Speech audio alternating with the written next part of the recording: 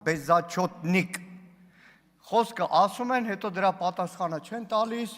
ու չեն հիմնավորում։ Հիմա այսօր էլի բեզաչոտնիկության մի հերթական դրսևորում էր, երբ որ ակնարկելով Դաշնակցությանը խոսվեց օտարերկրյա գործակալ լինելու մեջ մեղադրեց։ Մի քանի ամիս առաջ էր, այս ամբիոնից Նիկոլ Փաշինյանը Քրիստինե Վարդանյանին պատասխանելով նույն ձևի հայտարարություններ արել։ ԱԱԾ հաղորդում ներկայացրեցի հանցագործության մասին, ԱԱԾ-ն ասեց ուղարկել եմ քննչական, քննչականի պատասխանը ձեռս է, իրանք պատասխանեցին, որի բովանդակությունը հետևյալ էր, դե Նիկոլ Փաշինյանը մի բան ասել է, որ լուրջ չենք ընդունելու, հիմա նորից եմ ուղարկելու։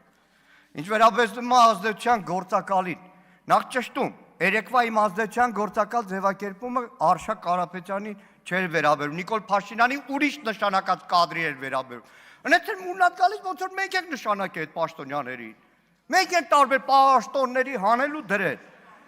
Ինքնիշխանության ու ազդեցության գործակալի մասին խոսում է մի իշխանություն, որ իր երկրի անվտանգության հիմքը դարձրել էր դրոշները։